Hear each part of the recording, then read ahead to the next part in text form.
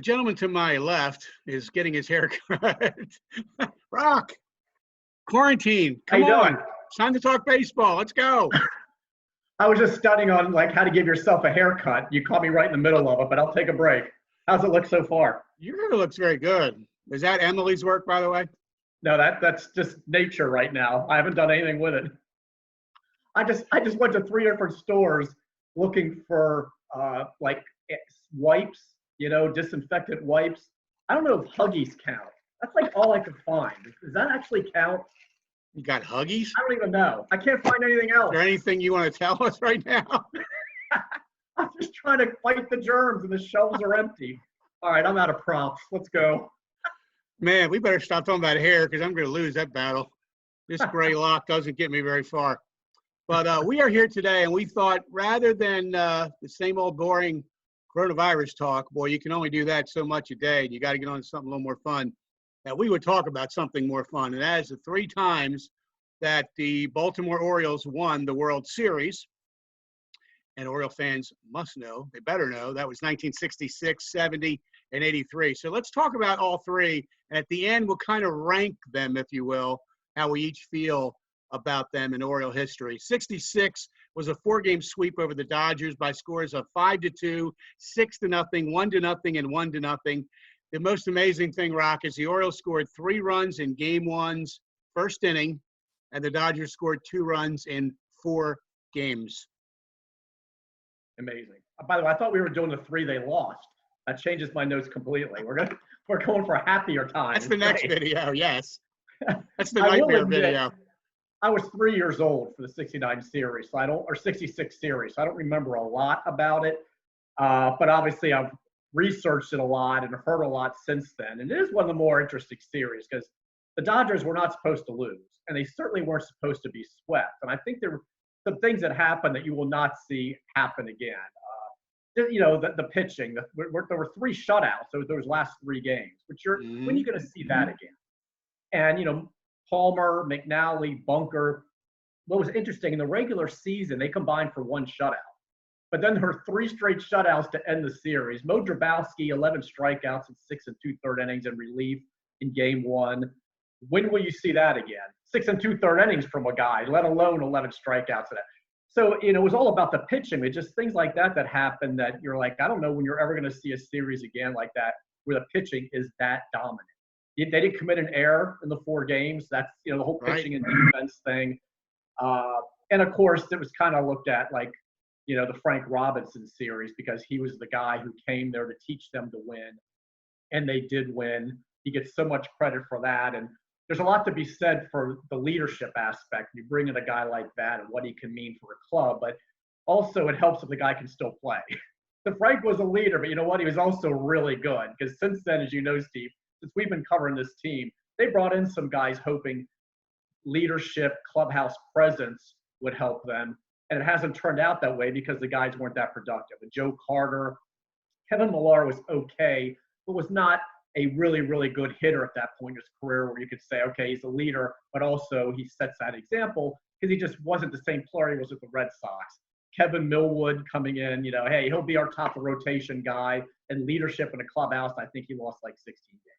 So it really helped that Frank also was a really good player along with being a really good leader when he came here. So Game 2 of that series is discussed a lot because Sandy Koufax started for the Dodgers. They didn't know it then. It turned out to be his last game. That year, 27 wins, 317 strikeouts, 5 shutouts, and a 173 ERA. That was his season.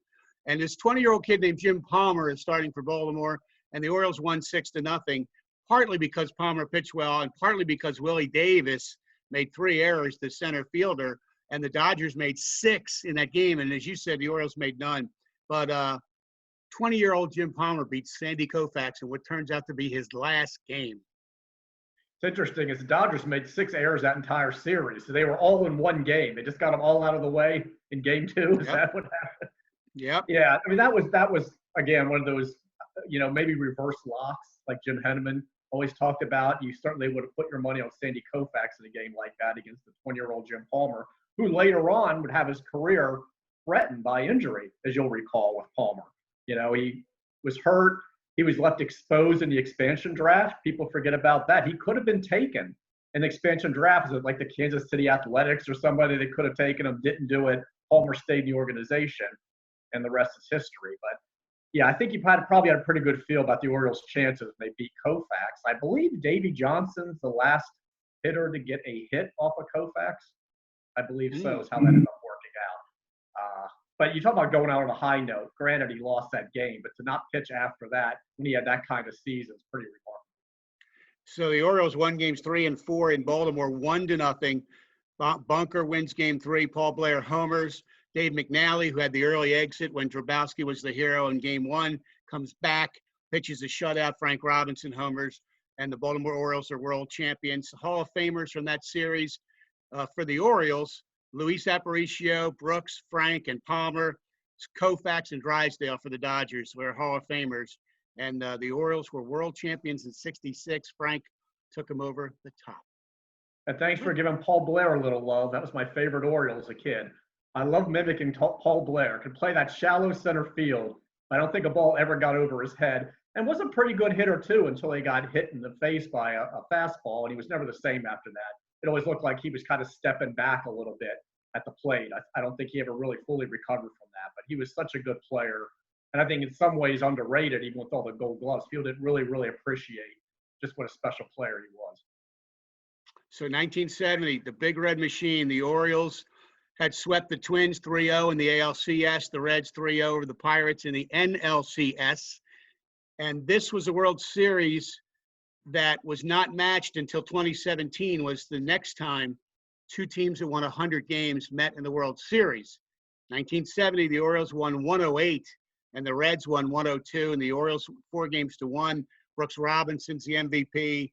And how about this? 3 20-game winners for the Orioles in 1970.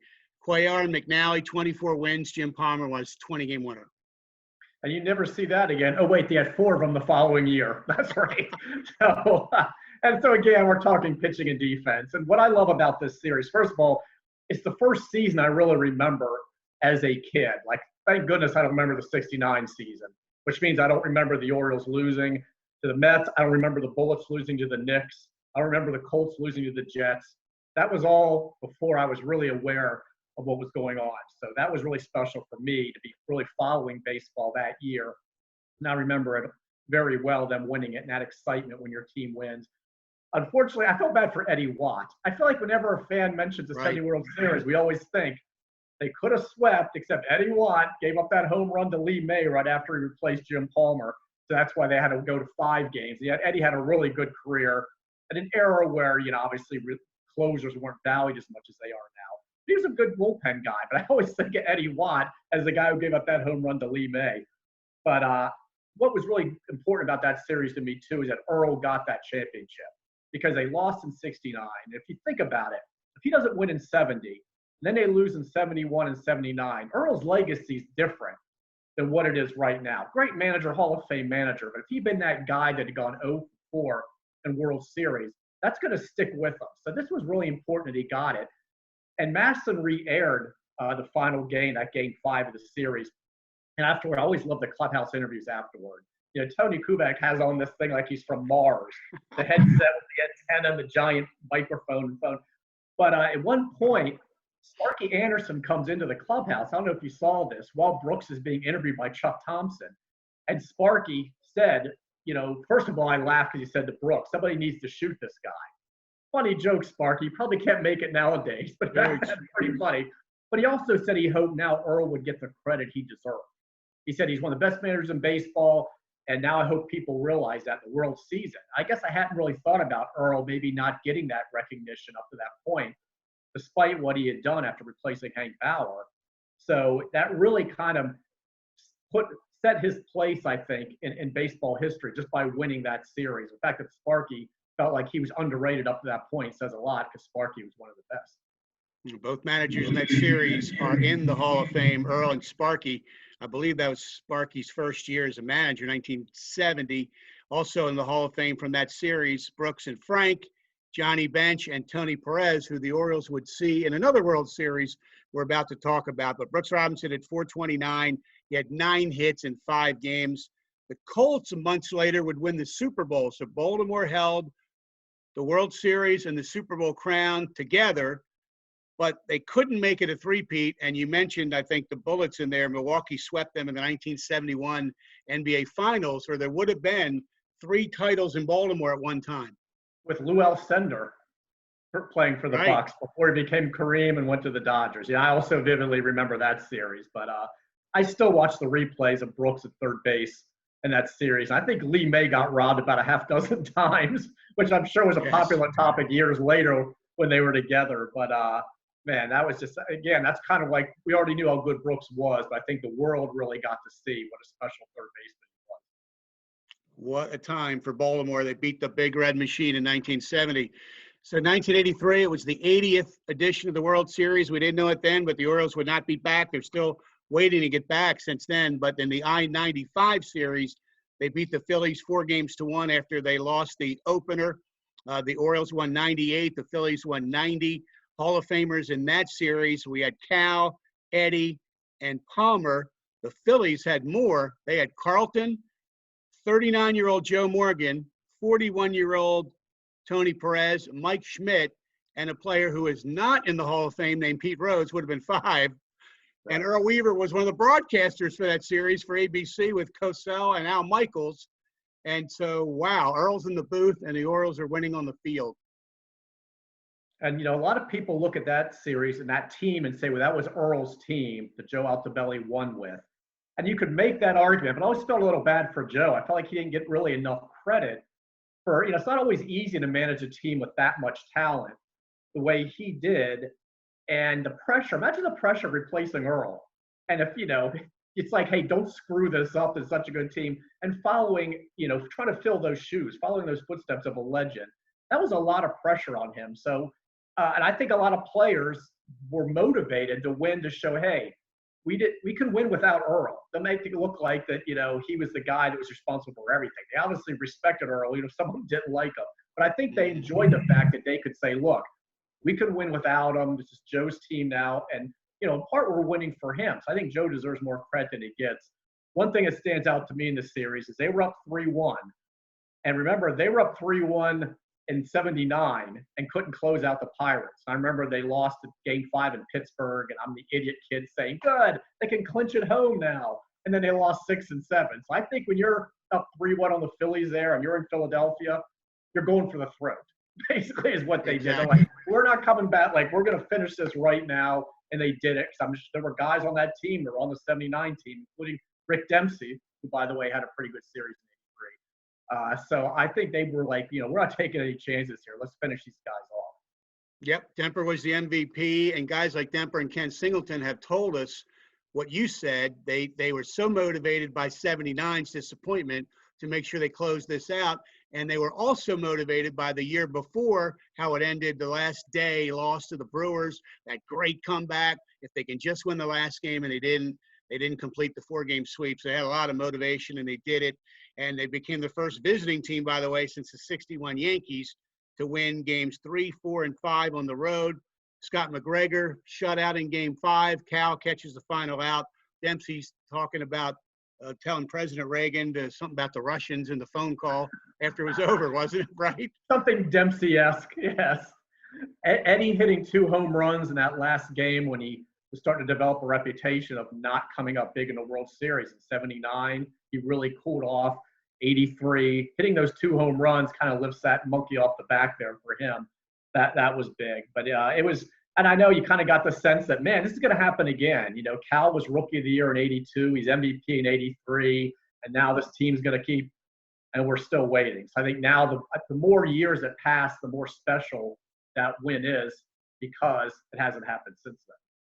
Great point. And in the 3 World Series, the Orioles won 3, lost 3. 2 of the 3 they lost in the 7th game. So they're that close to being 5-1, not 3-3, which would have been pretty cool. All right, Roch. Should we mention also Jim Palmer getting a win in World Series in the decade of the 60s, 70s, and 80s? That's pretty impressive. Special. Yes.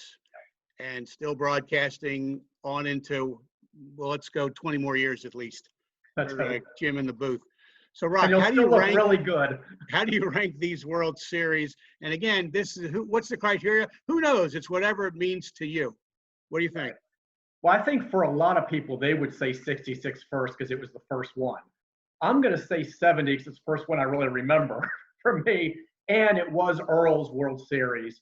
And because Brooks was on that national stage where he just really, the whole world got to see how special he was. So for me, 70 is always going to be the one that I love. Plus, we didn't have Frank much longer after that because he was traded and it broke my heart after 71. So I always think, hey, Frank in 70, and he got, he won a championship with the Orioles again. So, and I got to actually see it and remember it. So for me, 70 is always going to be the really special one. And then I think you go 66 because it was the first one, and because they swept the Dodgers, and because what they did, against Koufax and those 3 shutouts and things we talked about. And then for me, 83, as special as that is, would be the third one out of those 3. But I know there are going to be a lot of people that say, look, that's the only one I was alive for, so I'm going 83 first, and it's the most recent one. So you can make arguments for all of them. But for me, 70, 100-win team like that, beating the Big Red Machine, Earl Weaver getting a championship, that's number 1. I like your list, and there is no wrong answer here. I'm going to just flip the first 2. The stunning pitching of 66, the first one for Baltimore. They had gotten the team just 12 years earlier. That was so special. So I'll give that a slight nod ahead of 70 and 83. But again, that's like asking a parent, who's your favorite kid? They're all great. We love them all. And so wouldn't it be nice to have 5 to talk about? But 3 is pretty nice, and we're all waiting on number 4. It's going to be a little while, maybe. A little while longer Yes. through the rebuild. But yeah, and it also, and I tend to be the Mr. Glass half empty, but to be up 3-1 in 79 and not finish off the Pirates, I feel like the Orioles were a better team and couldn't get it done. That would always stay. That's my favorite Orioles season ever, 79. Oriole Magic, all the comebacks. It was such a fun year. And, the fans making the players come back out on the field after the last home game of the regular season. And wow, Bill Hagee. I feel like that was just such an electric season. But for it to end the way it did, every time I watch a replay of Game 7, I still think McGregor's going to get Willie Stargell out in that 6th inning. I'm always shocked when he gives up the home run. I think this is the time. It's a routine fly ball. It's such a cruel tease. I've told the story a couple of times of must have been around 1989, 90. I was doing AAA games in Richmond, Atlanta affiliate, and the next booth over was one of Atlanta's minor league hitting coaches, Willie Stargell. So I went over to the booth during a commercial break, introduced myself, and I said, Willie, man, I'm from Baltimore. You broke my heart in 79. And without missing a beat, he goes, no offense, man, no offense. I said, none taken. And you talk about a guy who was a leader who also was a really good player. That was Willie in 79. Oh, yeah. They had the Stargell stars on their head. I can't hear We Are Family, though, without getting a little nauseous.